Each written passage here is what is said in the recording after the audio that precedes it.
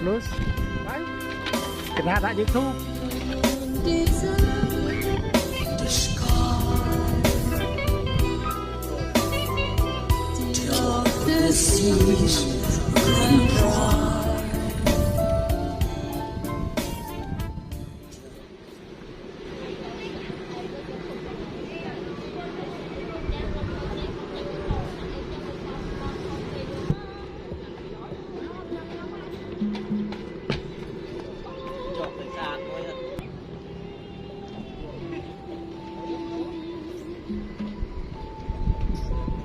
Bambus Brugge in Kampung Cham.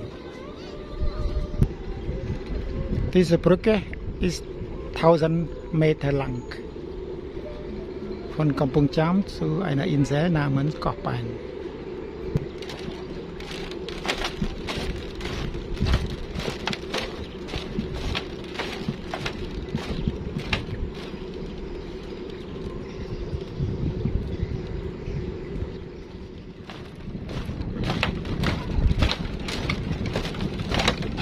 Nhâm muối nhâm muối nhâm muối nhâm muối nhâm muối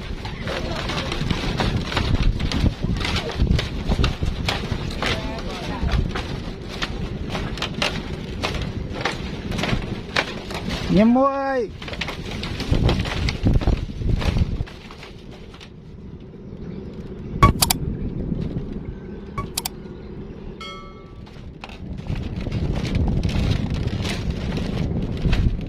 Das ist in der Mitte von dem Fluss.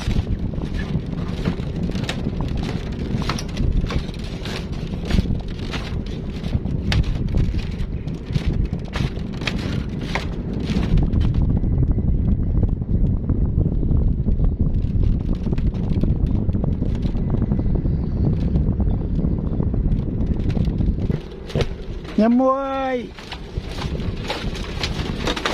nhâm muối nhâm muối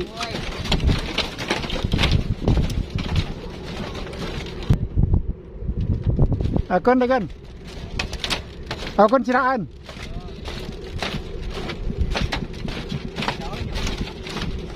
chỗ đấy kena tak YouTube